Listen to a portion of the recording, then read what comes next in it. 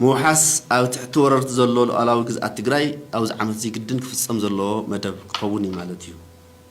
أو كلهم وررتي حيث تحيزهم وزلوا جزء التجراي مملس في الله يكع معرف تجراي سلمتي دو تجراي تحت قماند بوز زلوا ورداتات زيومنا مملس وأنا سرح وخوني مالتيو تمازابلتنا جدا كملسوا خول اللوم كملسوا انت اللو دما وحس بزخونا من قدي كملسوا كسرحي مالتي سلازي كم تجارو نعسل اللو أو زعمت زي عند تقرت هنا نسرح اللو ونخون كم زقبو تتحيز اللو بمدى درجة سلازي أو زي كنا الروارب قالنا مالتي العلو كله أجندانا تجراين حزب تجراين طرح خون خمسة اللو تمازابلت وجناتنا لما ربطهم كملسوا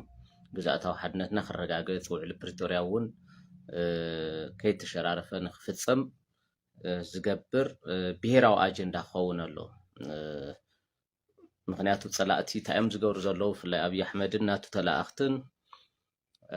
حزب تجراي اللي كان تجراي كبوليتيكاوي أجندهم كبهراو أجندهم وسع خوينهم أو ناوشتهم حتخطخ عنيني ناولو طب تمزابلتو جناتنا ون خي تملسوا بغيرهم خرسعو جزاته حدنا تاون بوغيرو نخرسع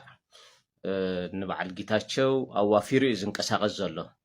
سو نبعل هذه تناي تجراي تي ود بحوحات بعلو نفيد انصار سرعه ابي احمد ديو خقالس ويس انصار جيتاچو لا كونفيوجن يماتيمو تبتاب غيرملو مالتي وشاي يماتيملو سو حزت حوحات مثل بعل جيتاچو دي خقالس ማለት አንጻር ንጌታቸውን ጻድቃን ዲ خقالس አንጻር አብይ አህመድ ዲ خقالس ካው ካብዚ አለው ብሽም ተቃውምቱ ድዋስ ተጣየሹ ንሑ ሓጥራህ ምቋም ስርሖም ዝገበሩ መጻዊዖም ተቃውምቱ ድባት ስርሖም ማይክሮ ቢዝነስ ዝኾነ ናይ ውሻይ ፖለቲካ ሰርሑን አለው ሶ ተወጣጢሩ ይዘሎ لعل كله دم ما زحزنا كاتو دو حوحت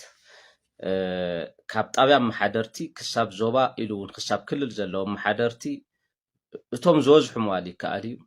أو ناي مريت مشات أو ناي كونتينر مشات أو نيتورك أو قعزينا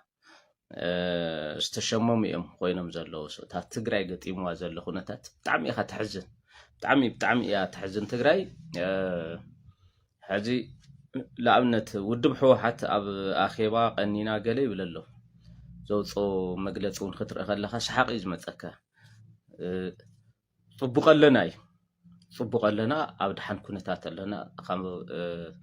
مبل 14 ودوا وجواي جميرو سرحنا يوم صار حز عوتها سرح تسرحنا قلي ولا كله عوت سرح تسرحه بتقرايكو سلام خصفنا له جبن خنكله فتح خركب الرجاجة خلله حق سرعات خصفنا له تفلاليو جواناتو نخنك يلومكو حتى تاينتكو خرجاجة الله عمنتاي تعوت دوش هزو تقراي زي فلت خالي تقراي لايا نايحو حت خالي تقراي لايا نايحو حتن ناتاتهم كادرتاتن إلكا تحت تقدريها هشي سلازي أو خمسة عينس نجارات هذي أخيبا حوحات صبق انت إيلون جمجي متقينو تحزن رياض لنا أكتوال تجراي بزعوا أيكونن جمجي مو مالتي نتسكف اللخونتات إيزالو سو بحفش أنا تأخيوا ون خريق خلو سرقت تأكيومس صبق لنا عينت نجار مالتي تما حيلم خم في عينت جريري إيزالو مخناتو حزكوف تجراي كورابتر تمرش شيء زلوا كونتينر شيء زلوا تفتح زقوادل زلوكو تفتوى تتسألق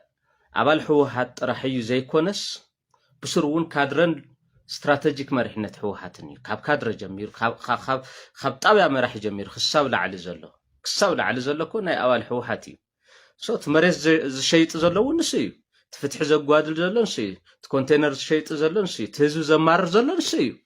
سو لياو يوم تأكيوم طبق لنا إلهم زلوا مالتي بخالي بحالا سو تقرأي خابزعون كل يدزي خابزنا يعوالو ناي بوليتيكا درامازي وطيا ትክክለኛ ህዝቢ ትግራይ እፎይ ዝብለሉ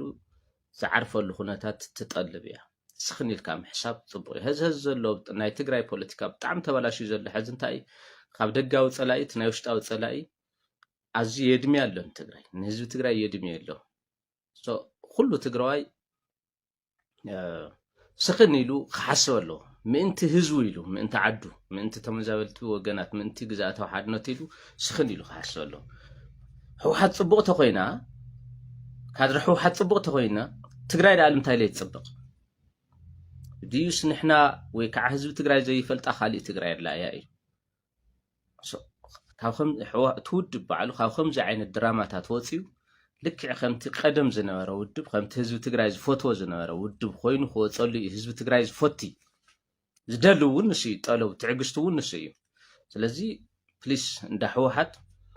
ኣኼባኹም ናይ ጥዕና ኣኼባ ክኸውነልኩም እያ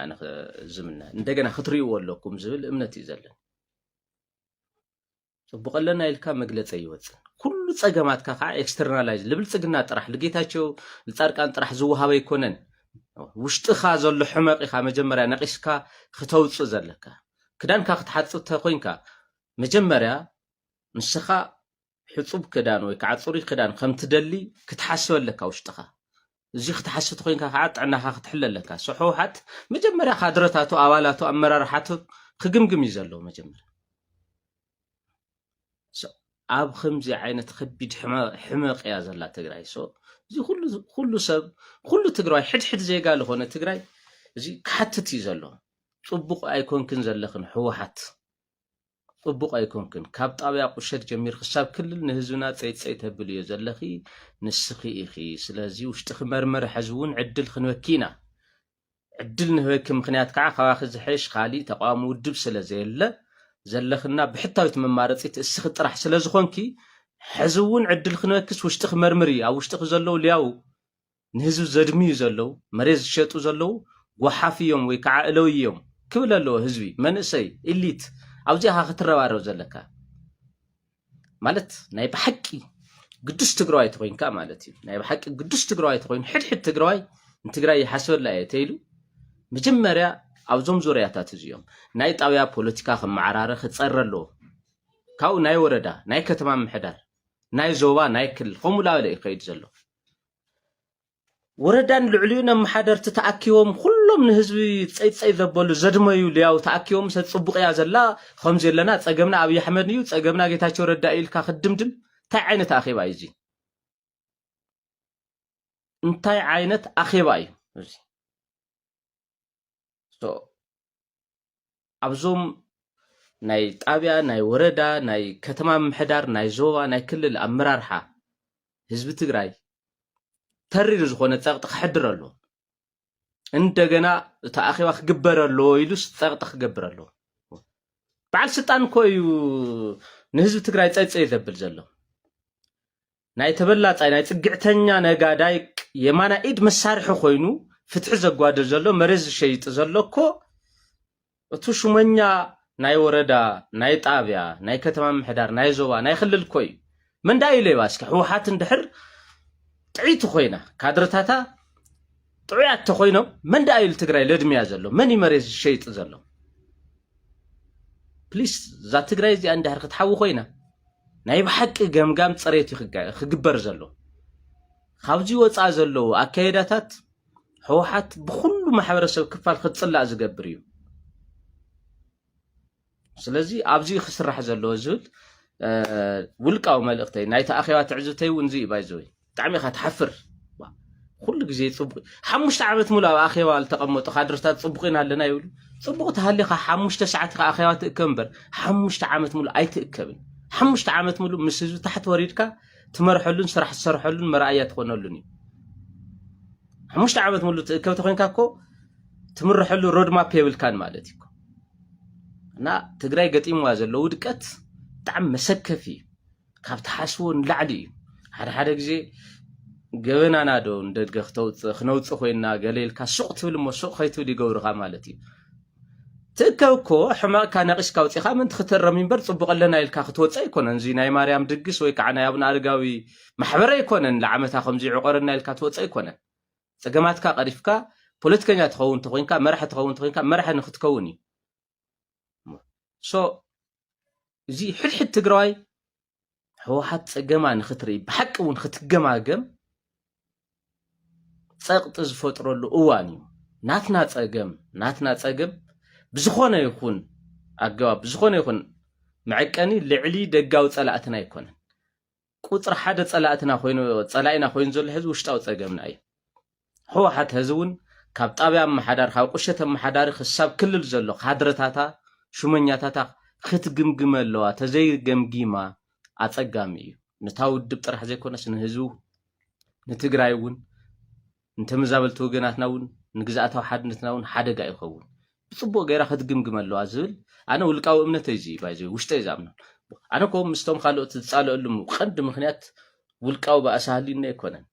ሰናይ ምሕደራ ኣብ ትግራይ ይንበር ይንገስ እዩ ህዝቢ ትግራይ ስልጡን ስለ ዝኾነ ናይ ባዕሉ መሰል ዓርሶ ውሳኑ ኣረጋጊፁ ልሕሸ መጻዕ ዕድሉ ከረጋግፅ ይኽእል እዩ ብዝብል ይበር ኣነ ምስ ጌታቸው ረዳ ባእሲ የብለይ ምስ ጻድቃን ባእሲ የብለይ ምስ ደብረጽዮን ይኹን ምስ ገሊኡ ባእሲ እኮ የብለይና እንታይ ብውልቅኻ እንታይ ዘባእሰካ እንታይ ሓሊፍካ ልድሃ ሶ ትቃለስ ኮይንካ ብትክክል ኢኻ ክትቃለስ ዘለካ ንትግራይ እድሜኻ ካብ 4 ኪሎ መፂኻ ክሳብ ቆላ ተንቤን ሸታታታ ሒልካ ካብኡ ከዓ ኣብ መቐለ ምርጋዓዊካ ትፅቡቀለና ኢልካ ተኣኪብካ ክትወፅእ እዚ ነገር እዚ ብደንቢ ይኽረአ ዘለዎ ዝብል እምነት እዩ ዘለኒ ብተወሳኺ መልእኽተይ ፌስቡክ ናተይ ፔጅ እዚ ፕሊስ እዚ እዩ ካብዚ ወፃእ ካሊእ ፔጅ የብለይን እዚኣ ዝኸፈት ኩላ ናይ ፌስቡክ ኣካውንት ኣላ 4.9 ፎሎወር ሓደ ግዜ 5 ትኸውን እሳ ፔጅ እያ ካብዚ ወፃኢ ግን ማለት እዩ እዚኣ ጥራሕ እያ ናተይ ፔጅ ብዙሓት ሰባት ኣነ ብዝጥቀመሉ ናይ ማሕበራዊ ሚድያ ፔጅ ሽም እናኸፈቱ ንሰባት ከፀልሙ ገለገለ ይርአ ለኣብነት ሎሚ ቅና ኣጀንዳ ገይሮሞም ዝቐነዩ ሰበስልጣናት ናይ ግምት እውን ናይ ሕወሓት እውን 1.9 ፌክ ፔጅ ኣሎ 1.9 ፎሎወር ፔጅ 9.9 ፎሎወር ፔጅ ኣሎ ፌክ እዩ እሱ እውን ፌክ እዩ the only ትክክለኛ ናተይ ፔጅ እዚኣ ጥራሕ እያ ሕዚ 53